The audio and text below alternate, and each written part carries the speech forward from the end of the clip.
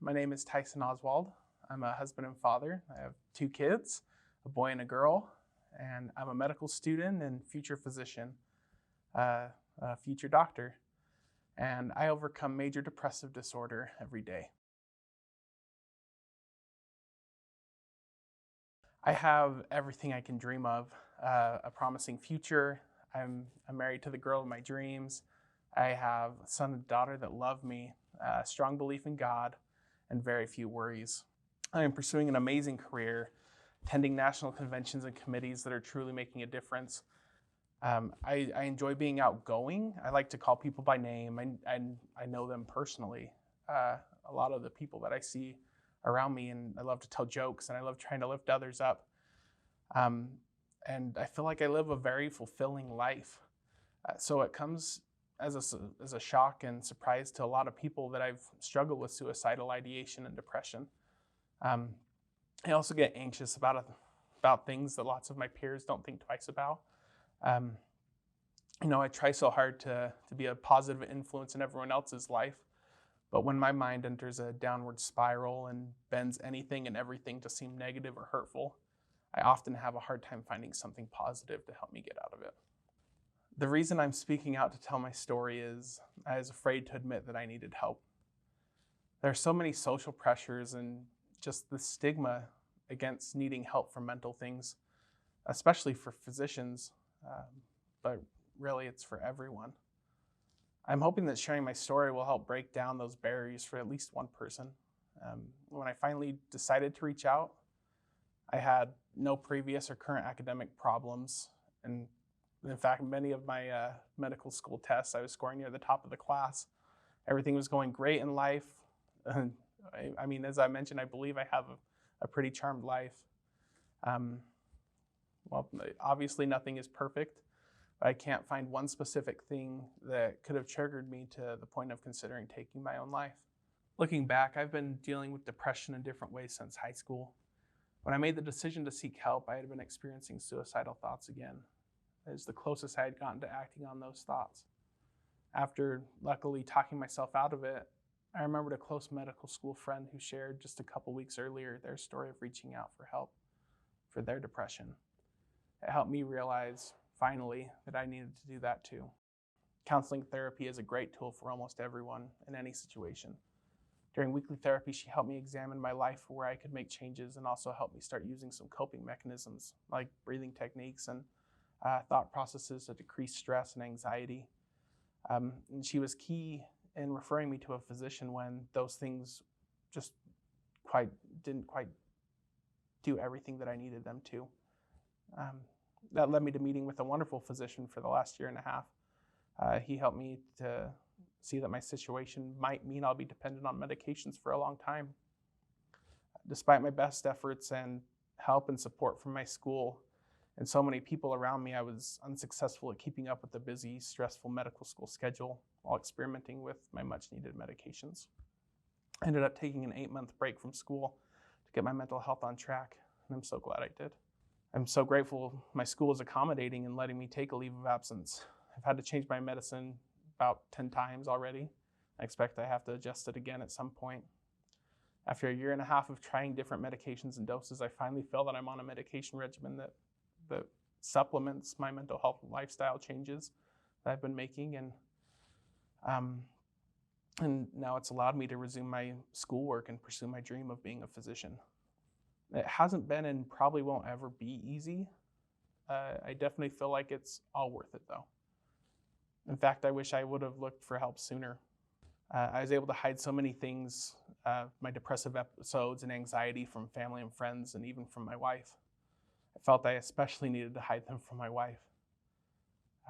There were also definitely some feelings of fear that if I admitted I have mental health issues, I wouldn't be able to pursue my dreams of being a physician. And I had these feelings that I needed to be perfect. I've come to realize that those are completely untrue. You can still be a fantastic physician and be treated for any disease, including mental illness. But really that fear still paled in comparison to thinking of my loved ones finding out these problems that I was dealing with. I was afraid to get help, and I suffered more because of it. Amazing turn of events is, and I think this applies to everyone, the people I was most afraid of telling are the ones that support me the most. I'm resilient, but now that I have their help and support and my other outlets of strength, I know I can't give up, and I won't give up. Most people don't need medications to stay mentally healthy. They're not the first line of treatment. So the short answer is no. In fact, many times treatment seems to make things worse before they can get better. If that happens, can't give up on yourself. I had a couple instances while trying medications that just weren't quite right for me, where I strongly felt suicidal again. But I had my support system in place, and I leaned on it quite heavily. That helped me get through those dark thoughts that just aren't who I am, and helped me to get on to the next treatment. On top of that, I found how important everything else in my life is for my mental health. An essential part of medical education is learning how the body is an interconnected unit. I tried to find more family balance, improve my spiritual health, improve my physical health, and I started a support group at my school. I feel it's obvious that not everyone needs medications to improve their medical health, but we also cannot shame those that do. Otherwise, we're perpetuating a cycle. I personally can't go without my medicine, or my moods drastically change. My wife and friends now notice, and I notice. So these things have become a part of my daily routine to keep me healthy.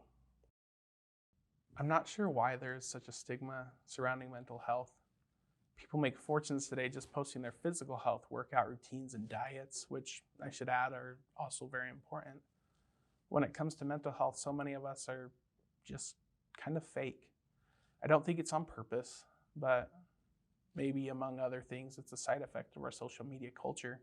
We can only see the sunny, happy side of everyone, and those bad days that everyone has just don't get shared. I think that another part of it is that when we've neglected or worn out our physical bodies, we can see it and touch it. It's very apparent, but we don't usually show when we've worn ourselves out mentally until an incident occurs. Perpetuating the problem is that even when incidents occur, sometimes we'll just dismiss them and try to tell ourselves that we just need to suck it up. I wonder all the time, why do we write it off? Why are we putting more pressure on ourselves?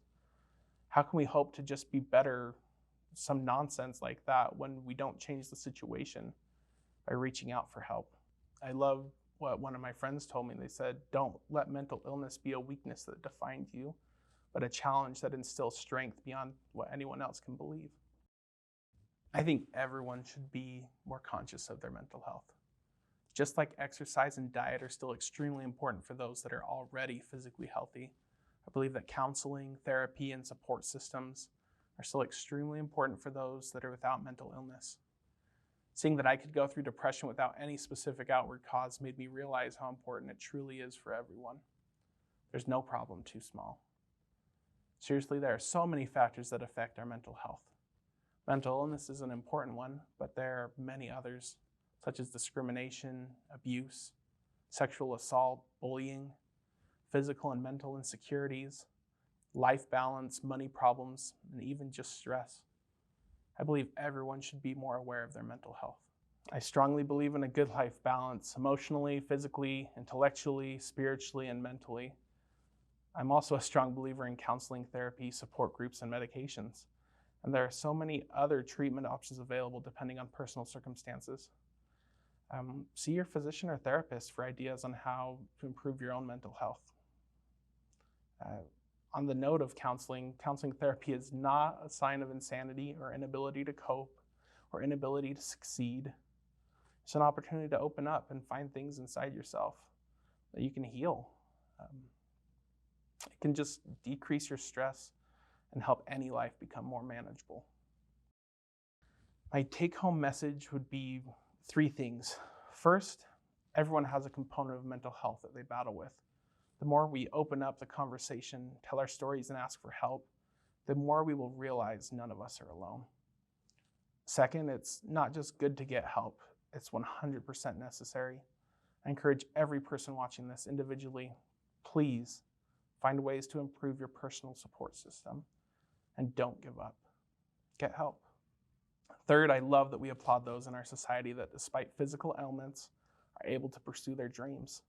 I wish there were a way for us to applaud those that despite mental ailments are able to become something great. I think it's up to each of us to be willing to support those we care about when they need help. I believe anyone can pursue any dream if they have the right kind of help. So let's start the conversation.